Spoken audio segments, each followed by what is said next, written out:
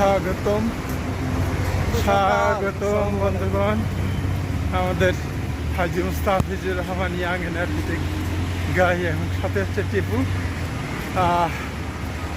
এতে আমরা সবাই ফিটনেস ক্লাবের মেম্বার, একসাথে ব্যায়াম করি। কিন্তু হাজি সাহেবের সাথে আমার খুব একটা হাঁটা হয় না মাঝে মধ্যে, তাই না? মাঝে মধ্যে হাজি সাহেবের সাথে সচরাচর আমার হাঁটা হয়ে ওঠে না। তো আজকে আমি বের হতেই আমার 1 ঘন্টা লেট, বাসা থেকে বের হতেই 1 ঘন্টা লেট। আসলে ঘুমাতে ঘুমাতে 2:30 বেজে গেছিলো। তারপরে আজকে উঠতে পারি নাই, সকালে দেরি হয়ে গেছে। আপনারও আসেন রমনায়। তো আমি এসে ব্যাগটা রাখলাম, রাখার পরে দেখি আমার হাজি সাহেবের ফার্স্ট রাউন্ড কমপ্লিট হয়ে গেছে, সেকেন্ড রাউন্ড উনি শুরু করেছেন। তো এই সুযোগটা আর আমি হাতছাড়া করতে চাই নাই, যে হাজি সাহেবকে একটু ধরে রাখি, যেহেতু ওনার সাথে সচরাচর হাঁটা যায়। অনেক দিন আগে বোধহয় একটা দৌড় দিয়েছিলাম, আমার মনে আছে। হ্যাঁ, অনেক দিন আগে একটা দৌড় দিয়েছিলাম, কিন্তু একসাথে আসলে ব্যাটে বলে টাইমিংটা আসলে মিলাতে পারছিলাম না। এই কারণে হাজি সাহেবের সাথে এরকমভাবে হাঁটা হয় না। তাই যেহেতু পেয়ে গেছি আর ছাড়ছি না। তো হাজি সাহেবকে ক্যামেরা বন্দি করছি। ইনশাল্লাহ আমরাও আসছি রমনায়।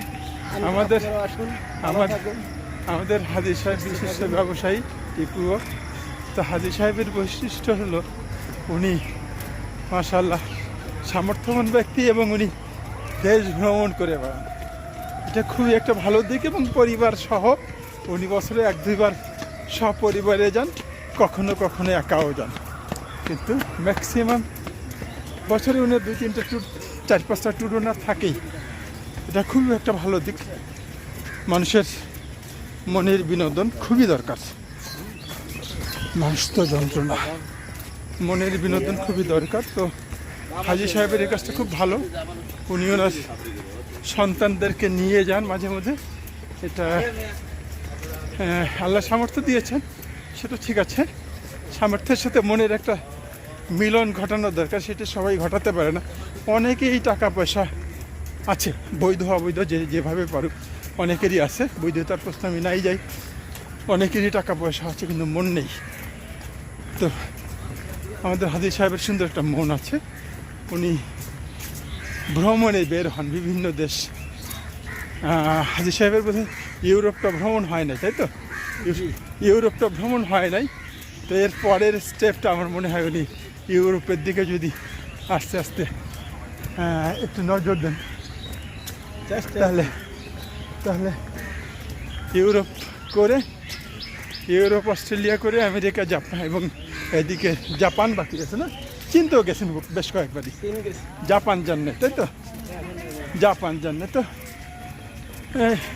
এই পাশেরগুলো পূব সাইডে যেগুলো আছে, আপনার জাপান আছে, এদিকে অস্ট্রেলিয়া আছে, নিউজিল্যান্ড আছে, অস্ট্রেলিয়ার পাশে পাপুয়া নিউ গিনি আছে। ইন্দোনেশিয়া তো আপনি গেছেন? ইন্দোনেশিয়া জানেন? মালয়েশিয়া তো গেছেন? হ্যাঁ, সিঙ্গাপুর, মালয়েশিয়া গেছেন, ইন্দোনেশিয়া জানেন। তো ইন্দোনেশিয়া থেকে, ইন্দোনেশিয়ার পাশেই Papua New Guinea, Papua New গিনির পাশেই তো আপনার অস্ট্রেলিয়া। ঘুরে আসবেন।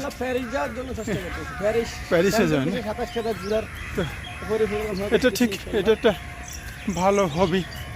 উনি ঘুরতে বের হন মাঝে মাঝে।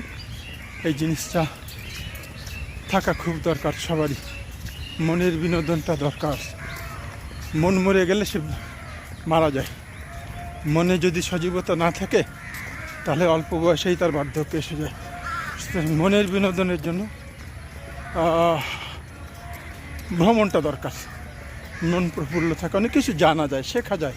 এই শেখাটা আপনি যত নিজেকে সমৃদ্ধ করবেন, ততই ভালো থাকবেন। তো আজকে রোববার 2রা জুন 2024।